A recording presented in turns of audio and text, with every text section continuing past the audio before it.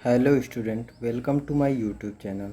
तो आज हम लोग डिस्कस करेंगे क्लास 12 केमिस्ट्री चैप्टर 1 का न्यूमेरिकल पार्ट, जो कि बोर्ड एग्ज़ाम के लिए बहुत ही महत्वपूर्ण होने वाला है।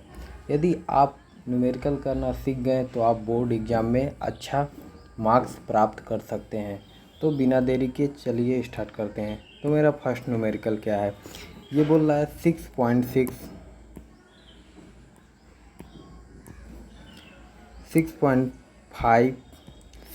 इंटू 10⁻³ ग्राम एथेन युक्त एक संतृप्त विलयन में एथेन का आंशिक दाब जो दे रखा है 1 बार है। यदि विलयन में 5×10⁻³ ग्राम एथेन हो तो गैस का आंशिक दाब क्या होगा। अब देखो, ये आंशिक दाब किस में आता था, ये आता था राउल्ट के नियम में, मतलब हेनरी के नियम में आता था। हेनरी का नियम यहाँ से देखेंगे क्या होता है। सॉल्यूशन इसका जब हम देखेंगे तो क्या होगा, सबसे पहले हम हेनरी का नियम पे आएंगे।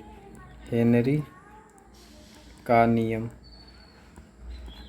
वो क्या कहता है कि विलयन में जो विलेय है का गैस का द्रव्यमान जो होगा वो डायरेक्टली प्रोपोर्शनल टू होगा गैस का द्रव्यमान, विलेय गैस का द्रव्यमान डायरेक्टली प्रोपोर्शनल टू वाष्प दाब, ठीक है, आंशिक वाष्प दाब, ठीक है।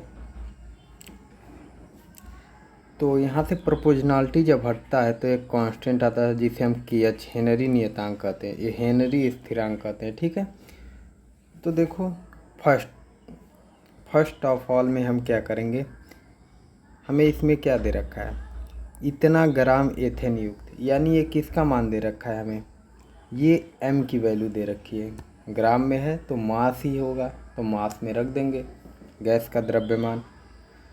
एक संतृप्त विलयन में और उसका आंशिक दाब यानी P की वैल्यू 1 दे रखा है, 1 बार है। तो यहाँ से अगर हम KH की वैल्यू निकाल सकते हैं। तो देखो, हम इस वाले फॉर्मूले में नंबर पुट करेंगे। m की जगह पर 6.56 रखेंगे into 10⁻³ is equal to KH और इंटू P की वैल्यू कितना दे रखा है, 1 बार, यहाँ से P की वैल्यू रख देंगे तो 1। अब देखो, KH में 1 से मल्टीप्लाई करेंगे तो मेरा KH ही आने वाला है। KH इज इक्वल टू हो जाएगा 6.56 इंटू 10⁻³ अब ये इक्वेशन 1 हो गया, ठीक है। अब हम यहाँ से देखते हैं, यदि विलयन में 5×10⁻² ग्राम एथेन हो तो गैस का आंशिक दाब ज्ञात कीजिए क्या होगा, ठीक है। तो ये हमें अगर बोल रहा है कि यदि हम m की वैल्यू इतना लें तो p की वैल्यू हमें ज्ञात करना है, ठीक है। तो ये ज्ञात करते हैं।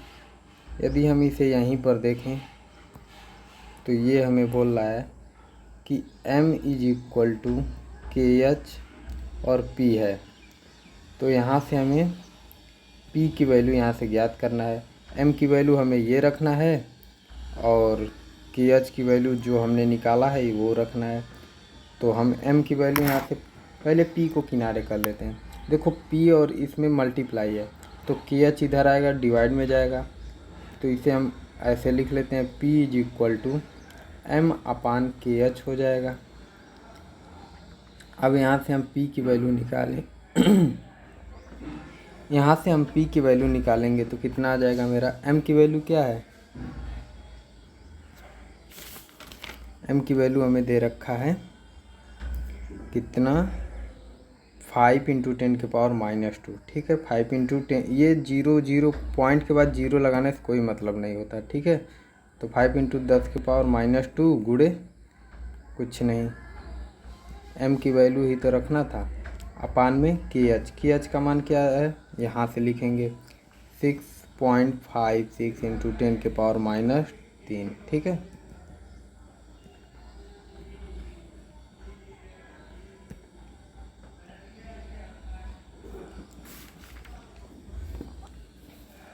अब बस हम इसे सॉल्व कर लेंगे, आंसर आ जाएगा। देखो, अगर हम इसे काटें तो ये जो दिख रहा है हमें 10⁻² से 10⁻³ कटेगा, लेकिन ऊपर तो -2 ही था, तो -2 ही कटेगा। अभी इसके पास 10 की पावर -1 बचा है, ठीक है। तो अगर 10 की पावर -1 हो तो इसे आपको डिटेल में इधर बताते हैं, नहीं तो कंफ्यूज हो जाएंगे, ठीक है। देखो, हम यहाँ पहले फॉर्मूला बताते हैं कि अगर a के पावर -1 है तो हम इसे क्या लिख सकते हैं, 1/a लिख सकते हैं। और यदि हमारा क्या हो, 1/a की पावर -1 हो तो हम उसे a लिख सकते हैं। तो देखो, अभी यहाँ पर हम देखेंगे कुछ देर के लिए, यहाँ पर हमारा ऊपर केवल 5 बचा, नीचे क्या बचा है 6.56 इंटू 10 के पावर -1, क्योंकि यहाँ से तो 10 के पावर -2 से 10 की पावर -2 ही केवल कटा है, यहाँ पर -1 बचा है। अब देखो ये वाला क्या, इस मतलब -10 के पावर -10 इस फार्मूले से रिलेट कर रहा है, बिल्कुल कर रहा है। तो P कितना हो जाएगा 5 इंटू, अब देखो a ऊपर गया है तो इसके ऊपर से पावर हट गया है, तो 10 भी ऊपर चला जाएगा तो पावर हट जाएगा, अपान में 6.56 रहेगा ही रहेगा। तो ये हो जाएगा मेरा P = 50/10 × 6.56। अब हम इसे सॉल्व करते हैं। 6 × 7 = 42, 37.5। अगर हम इसको अप्रॉक्स 7 लेकर चलें तो 7 से 50 में मल्टीप्लाई करेंगे तो 7 7 जा 49 आएगा, और 1 बचा है तो पॉइंट लगा के 0 हम बढ़ा सकते हैं, 10 आएगा।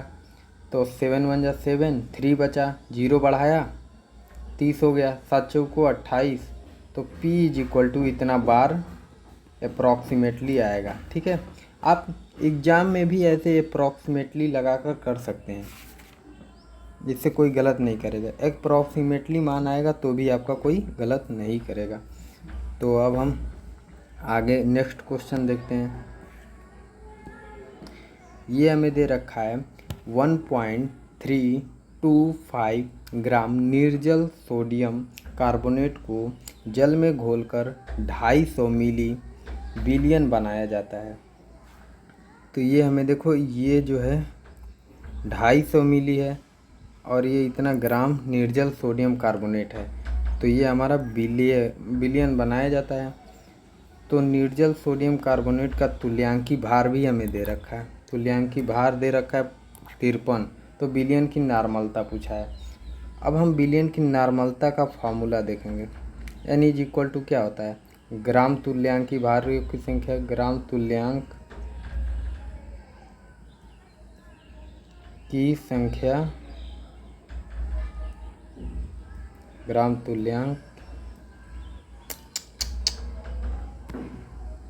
ये देखो ग्राम तुल्यांक की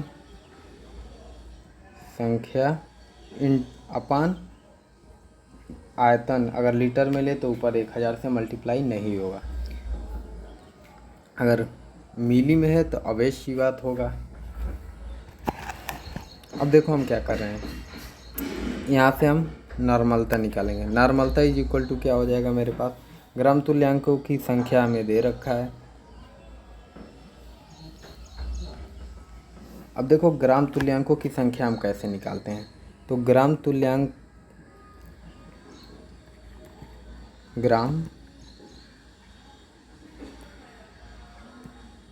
एक मिनट।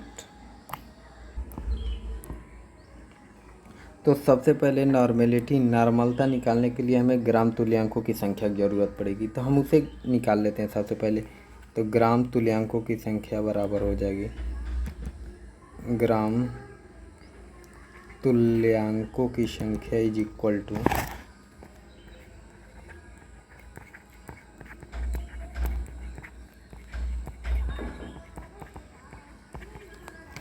क्या होता है मेरा, विलेय का द्रव्यमान यानी कि W बट्टे क्या होता है तुल्यांकी भार। यदि दिया हो तो ठीक है, भार लिख लो, और नहीं तो तुल्यांकी भार ही लिख लेते हैं, तुल्यांकी भार।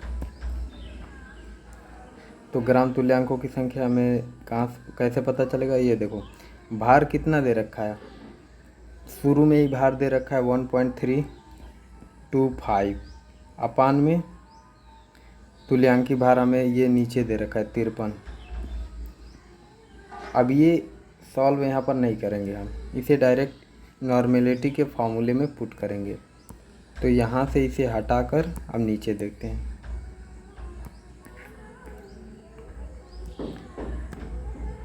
तो यहाँ से नॉर्मेलिटी n निकालें तो हमारा ये हो जाएगा, ग्राम तुल्यांकों की संख्या आ गया मेरा 3.25 बट्टे में 53 गुणे बिलियन का आयतन होता है। तो आयतन हमें कितना दे रखा है? वो आयतन दे रखा है हमें मिली में।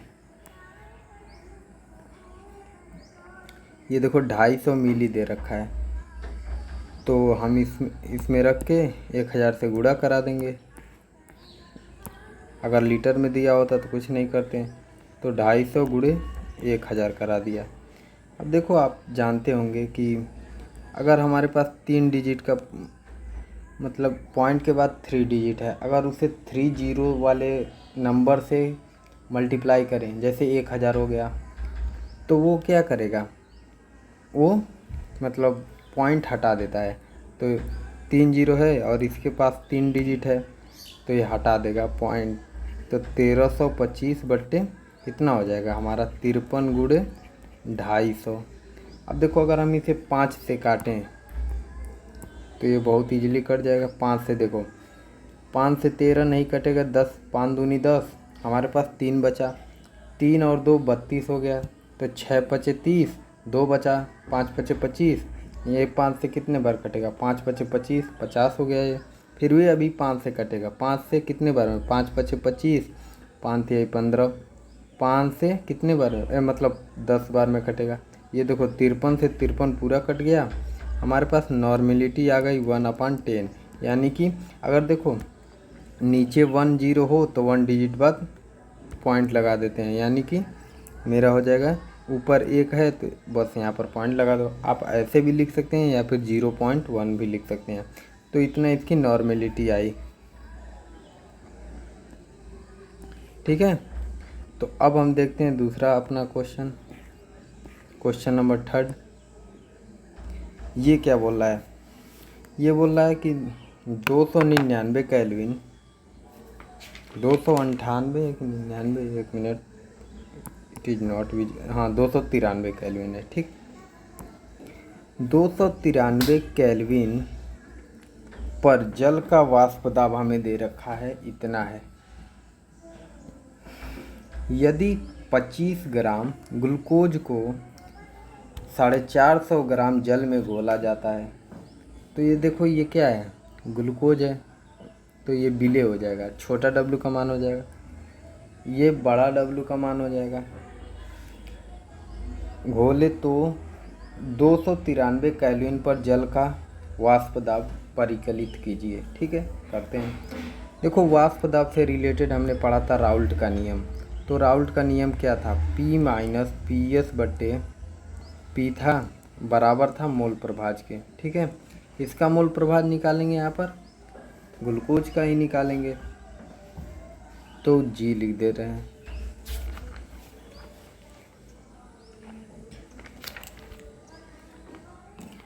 अब देखो, इसे हम सॉल्व करते हैं।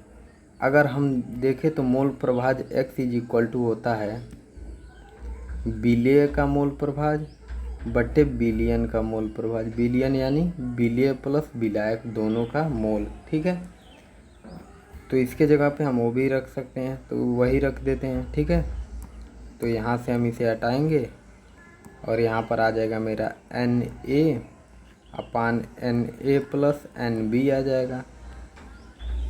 अब देखो, P की वैल्यू हमें दे रखा है, इतना वाष्प दाब है। वाष्प दाब परिकलित करना है, यानी PS का मान ज्ञात करना है। हमने कैसे जाना कि ये P है? ये होता है, इसे कई बुकों में P0 भी लिखा रहता है। ये P0 लिखे तो भी सही है, P लिखे तो भी सही है। तो ये शुद्ध जल का वाष्प दाब होता है। तो ये बोला है जल का वाष्प दाब, इससे हमें पता चला कि ये P की वैल्यू है, ठीक है। तो P की जगह उसे पुट करते हैं, तो ये क्या हो जाएगा 17.535, ठीक, बट्टे ये माइनस का PS इसके साथ ही रहेगा। PS की वैल्यू हमें निकालना है। वाष्प दाब जल मतलब इसमें अगर ये डाल दें तो शुद्ध वाष्प दाब नहीं रहेगा, इसीलिए PS हो गया वो। तो PS की वैल्यू हमें निकालना है, ठीक है। ये नीचे वाला भी 17.53 हो जाएगा, ठीक, 535 इज इक्वल टू, अब देखो Na क्या होता है, N इज इक्वल टू होता है W बट्टे मोलर मास, यानी भार बट्टे अणु भार। तो अगर ग्लूकोज का हम C6H12O6 का अणु भार निकाले तो कार्बन का 72, 12 छके 72, क्योंकि 6 कार्बन है।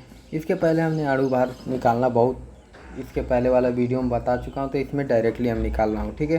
तो 72 + 12 + 16 85, 16 छके 96, तो 96 400 180 आ जाएगा, ठीक है। तो इसका जल के लिए 18 होता है और ये H2O का 18 हो जाएगा। दोनों का मोलर मास हमें पता चल गया। अब इसमें पुट करते हैं, तो देखो भार कितना दे रखा है, Na किसकी बात हो रही है, ग्लूकोज की हो रही है, तो 25 ग्राम। 25 बट्टे कितना रखेंगे हम यहाँ पर वैल्यू, 25 बट्टे 180 अपान में यहाँ पर हम कितना वैल्यू रखेंगे, 25 बट्टे 180 और प्लस का NB की वैल्यू कितना है, NB जल का मान हमें दे रखा है, जल का मान ये दे रखा है 450 ग्राम। 450 बट्टे 18 हो जाएगा। अब हम इस वाले इक्वेशन को यदि सॉल्व कर दिए तो आंसर आ जाएगा मेरा। तो सॉल्व करते हैं बिना देरी के।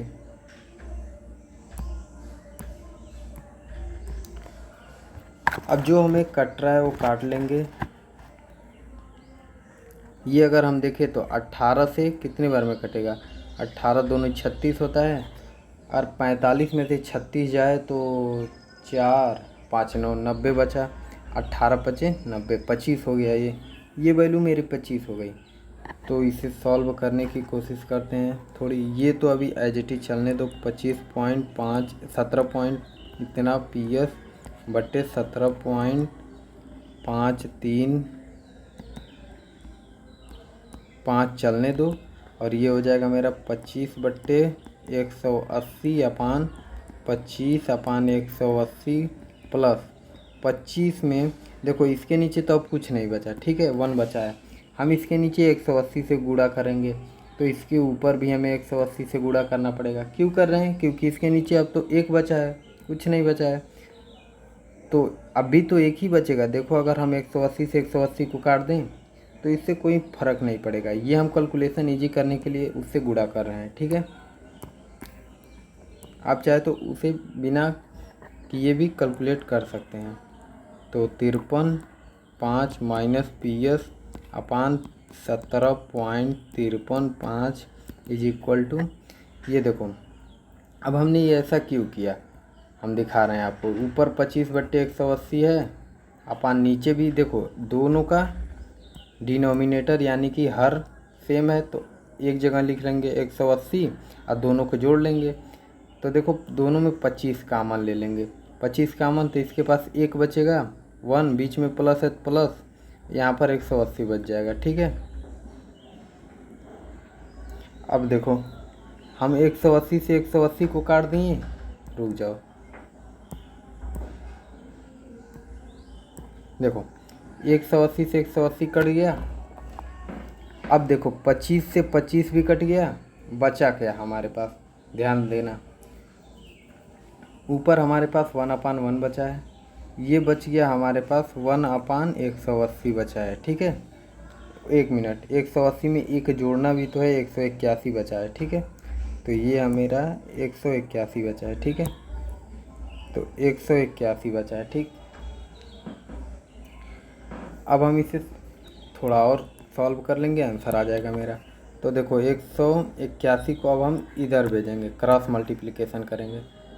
तो 181 इज इक्वल टू इतना, मतलब मल्टीप्लिकेशन में आ जाएगा, उधर डिवाइड में था तो minus P S is equal to कितना हो जाएगा हमारा, ये 1 से मल्टीप्लाई होके उतना ही आ जाएगा 53.5। अब हम इसे थोड़ा और कैलकुलेट करते हैं,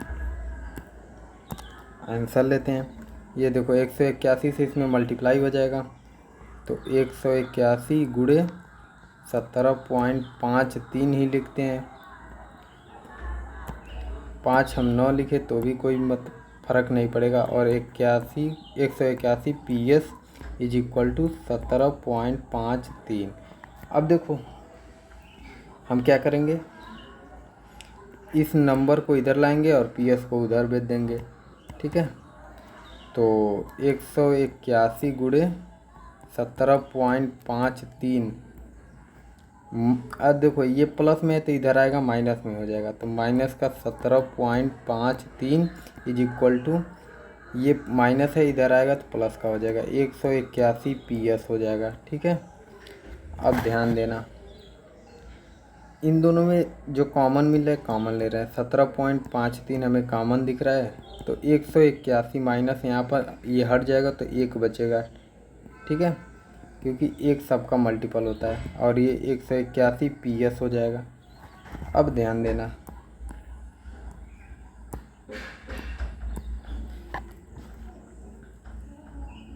अब ये इधर मल्टीप्लाई में तो इधर आएगा डिवाइड में जाएगा, ठीक है।